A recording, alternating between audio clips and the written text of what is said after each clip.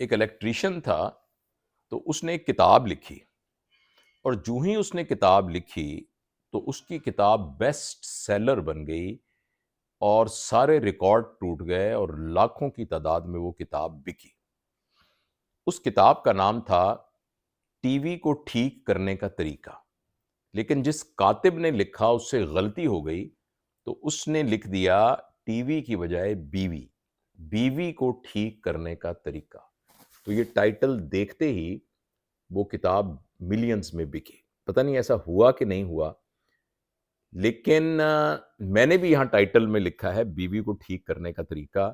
اور میں دیکھتا ہوں کہ کیا لوگ ٹائٹل کو دیکھ کر ہی ویڈیو دیکھنے لگ جاتے ہیں کہ نہیں دیکھنے لگ جاتے۔ لیکن میں آپ کو اس طرح کی کوئی بات نہیں بتانے جا رہا،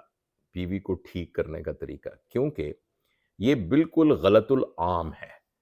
اور یہ سمجھنا بہت ضروری ہے کہ میاں بیوی کے درمیان تعلقات شاید دنیا کا سب سے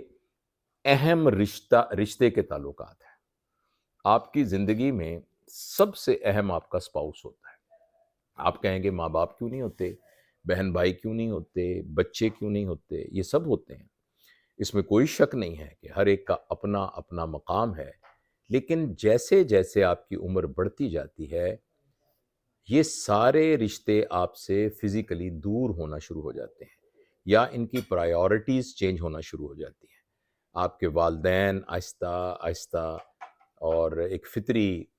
عمل کے تحت طبعی عمر پوری کر کے اس دنیا سے چلے جاتے ہیں۔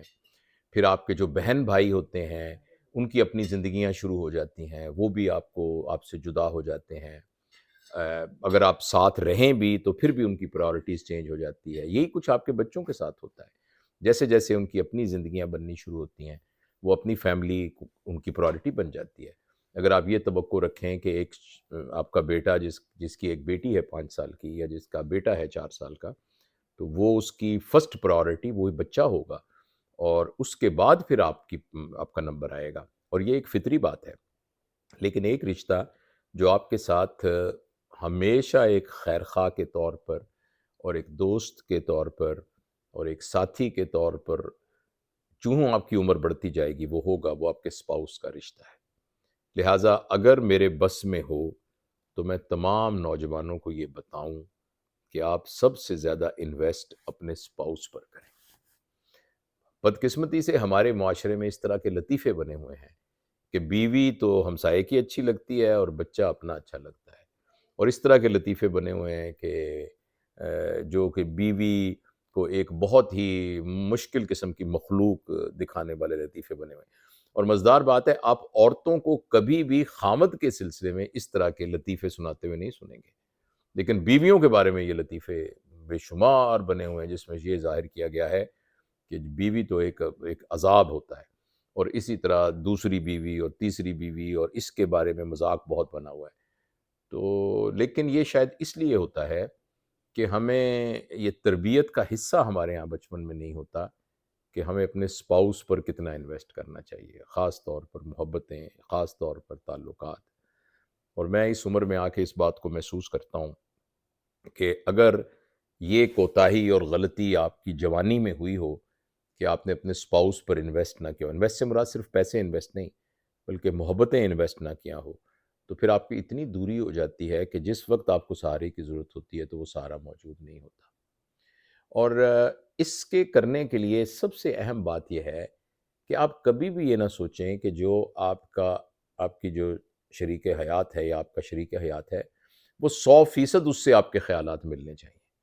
اس 100% وہ آپ ہی کی طرح سوچتا ہو، ایسا ممکن ہی نہیں ہے۔ کوئی بھی ایک شخص کسی دوسرے شخص کی طرح 100% ہو ہی نہیں سکتا۔ اور جب آپ اس رشتے میں آتے ہیں تو پھر، اور خاص طور پر لوگ 20 سال 25 سال شادیاں ہو جاتی ہیں اور یہ کہتے ہیں کہ ہمارا مزاج نہیں ملتا، 25 30 سال سے اکٹھے رہتے ہیں، بڑے بڑے جوان بچے ہو جاتے ہیں، پوتے دادے ہو جاتے ہیں، دادے بدادیاں بن جاتے ہیں وہ، اور ساتھ کہتے رہتے ہیں کہ بھئی ہمارا تو مزاج ہی نہیں ملتا۔ تو اس کا صاف مطلب یہ ہوتا ہے کہ آپ نے شروع سے سیریسلی اس رشتے کی آبیاری کے لیے کوئی کوشش نہیں کی۔ دیکھیے، محبت ایک ناؤن نہیں ہے، ایک ورب ہے، ورب۔ محبت ایبسولوٹلی ایگزسٹ نہیں کرتی، ایک بیج کی طرح ہوتی ہے جس کو آپ نے آبیاری کر کے ایک پھلدار پودا بنانا ہوتا ہے، اور اس سلسلے میں آپ قربانی کرتے ہیں، کبھی اپنے جذبات کی قربانی کرتے ہیں، کبھی اپنی پسند کی قربانی کرتے ہیں، کبھی اپنی ایگو کی قربانی کرتے ہیں، کبھی آپ ایسے کام کرتے ہیں جو آپ کے مزاج کا حصہ نہیں ہوتا، اور اس قربانی کو آپ وہ مالی کی کھیت پر محنت سے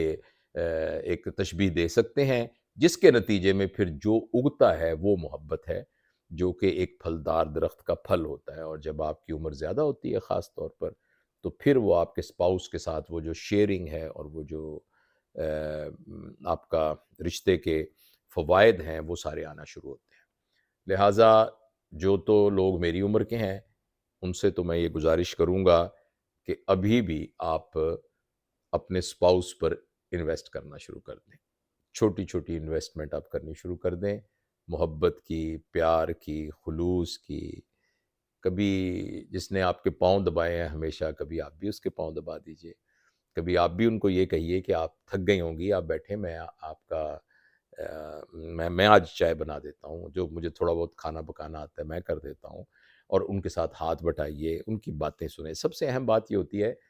کہ لوگ کہتے ہیں کہ جی جو وہ باتیں کرتی ہیں نا وہ میرے مزاج کے مطابق نہیں ہے، مجھے شاعری پسند ہے، ان کو شاعری نہیں پسند، میں جو ہوں اس قسم کے فیملی گاسپس کو سن نہیں سکتا، وہ آتے ہی میرے ساتھ فیملی گاسپ شروع کر دیتی ہیں۔ لیکن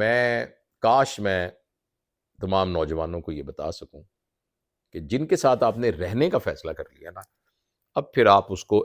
ان ٹوٹیلٹی ایکسیپٹ کریں، ایز اے پیکج ایکسیپٹ کریں، اور پھر ججمنٹل نہ ہوں۔ یہ نہ دیکھتے رہیں کہ اس نے یہ میرا خیال رکھا، اس کا میں نے خیال نہیں رکھا، میں نے یہ کیا، اس نے وہ نہیں کیا، بلکہ پھر اس کو ایز اے پیکج ایکسیپٹ کریں۔ اور یہ بھی ایک ذمہ داری ہے اسپاؤس کی کہ آپ کو لگتا ہے کہ اگر کچھ چیزوں میں ان کی ڈیفیشنسی ہے، اکثر مردوں کو یہ زوم ہوتا ہے کہ میں باہر رہتا ہوں، میں بہت پڑھا لکھا ہوں، مجھے بہت پتہ ہے، تو آپ کی وائف کی گرومنگ کرنا اور اس کو اس نہج پہ لے کے آنا، یہ بھی آپ کی رسپانسبلٹی ہے، اور بعض اوقات بیویوں کی بھی رسپانسبلٹی ہوتی ہے کہ وہ اپنے خامد کی بھی گرومنگ کریں، اور بیویوں میں تو یہ گرومنگ کرنے کی ممتا کی وجہ سے ایبلٹی بہت ہی زیادہ ہوتی ہے۔ تو لہٰذا میں سب سے آپ کو معذرت چاہتا ہوں کہ اگر آپ نے اس ٹائٹل کو دیکھ کے کہا